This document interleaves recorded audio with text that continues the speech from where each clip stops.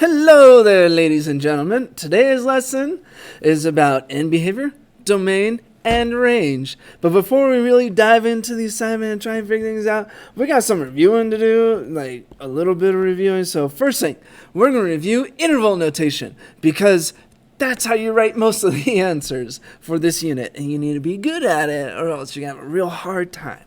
And so, quick review over interval notation. Interval notation is another way to write answers. Yeah. And mainly it's for answers that have cover an infinite number of numbers, like a span of numbers. For instance, let's say I want to say all the numbers to the left of 5. Well, on a graph, I can, just shade left of 5, and in an inequality, I can put the answers or x's are less than 5. But if I want to write it as an interval, I write it like this. You put negative infinity first, comma 5. The left part of your interval tells you the left end of where your answers are, or the shading part is if you're looking at a graph. And then the right part tells you the right end of it, okay? And when you write intervals, you always do left, comma, right. What's the left end, comma, what's the right end? And you have to put it in least to greatest. If you're doing big number, comma, smaller number, there's no way that's right because it's always least to greatest because it's left to right. Think about a number line. Left is the negative direction. Right is the positive direction. Always do it left to right. And another important thing is usually we just put parentheses around things. But sometimes we put a square bracket or a closed bracket. And that is if the circle is filled in, or if you're looking at inequality, it's if it says or equal to. And the reason we put that is because if that number is included in the answer, in the span of numbers, then you have to put this closed bracket. If it's not included, like you get infinitely close to that number but never reach it, then you have to do an open one. So that's why if you have numbers bigger than 5, you have an open bracket on the 5. You can have any number bigger than 5. So like 5.000003 is bigger than 5. Or 5.00000001 is a little bit bigger than 5, and so it would work. But 5 itself is not greater than 5, and so that doesn't work, which is why we have an open circle, open bracket. So remember, open circle, open bracket, closed bracket. And there you go. Often your intervals have infinities involved. You never actually reach infinity, so you always have an open bracket there, or parenthesis. Sometimes your intervals stop. In this case, this one goes between 1 and 5, so usually even 1, comma 5. And sometimes one of them can be open, the other one can be closed, and that's okay. You just do open bracket or closed bracket on the appropriate numbers. Sometimes you have 2 intervals, and if that's the case, you just write 2 of them. And then you connect it with a little U symbol in the middle. The U means union. It's both of them. Okay? So what I'd like for you to do is take a moment, pause the video, and just on the side of your paper somewhere, go ahead and write down the intervals for these 4 graphs. Yep. Take a moment, pause, do it. I say do it.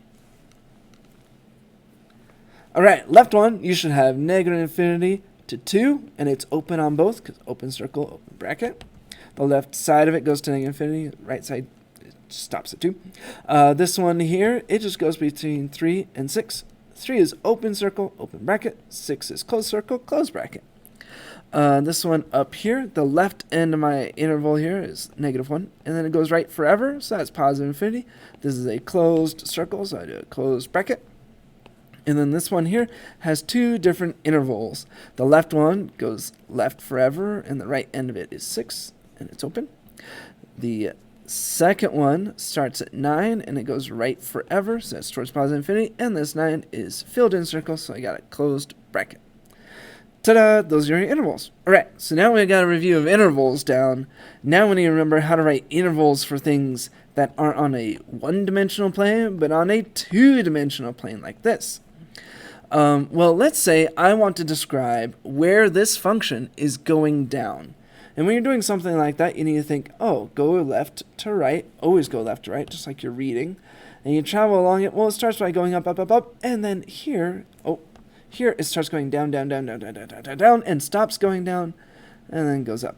Well, this interval where it's going down started here, and it ended here. A lot of people want to put some sort of y value on it, like say, this is from 2 to negative 2. You don't do that. No, no, no, no, no, no, no, no, no. Very seldom do you put y values on your intervals. It's often just your x's. So it went from this x value to this x value. It was going down or decreasing. Well, when you're writing it down, think of this as time. Well, from what time to what time did that happen? Well, we're looking here. This is from negative 3, where x is negative 3, to where x is 1. And so I'd write my interval as negative 3, comma 1. From negative 3 to 1, this function was going down. From where x is negative 3 to where x is 1, it's going down. And that is often how we write all our intervals for our functions. Here's what it looks like with like better lines and stuff. But let's look at another one. Let's say we got this function here, and I want to write down the intervals where it is constant, meaning flat. If I were to ask you to like circle those areas, I'm confident you could do that. Right? You got this flat area, and you got this flat area, and you got this flat area. Well, nice. Now I want you to write those as intervals. Again, on the side of your paper, go ahead and write down the intervals or the time periods where this function is constant, as in flat. Pause the video, try it. Alright, let's check and see how things went. So this first one here, well, that's kind of the middle. And the middle of 4 and 6 is 5. So this goes 5, comma, and then it stops here, which is at 10. So from 5 to 10 seconds, this was constant or flat. And then I got another section here. Well, that's halfway between 12 and 14, which is 13. And then it changes here at 16. It stops going flat at 16. So I write 13, comma 16. And then I got this section over here. And it started at 21. And then it stopped here, which is 25. So I got my 3 intervals. If I want to write them all as my answer, I'd write 5, comma 10, u. And then 13, comma 16. And then put another u. And that's not very u-like here. And then 21, comma 25. And ta-da, those are my 3 intervals where this function is constant or is flat. So that's a quick overview of how intervals work in the 2-dimensional plane and in the 1-dimensional plane, which is the beginning ones. So there we go. So now we're going to get into the actual stuff that's in the lesson you need to answer things on.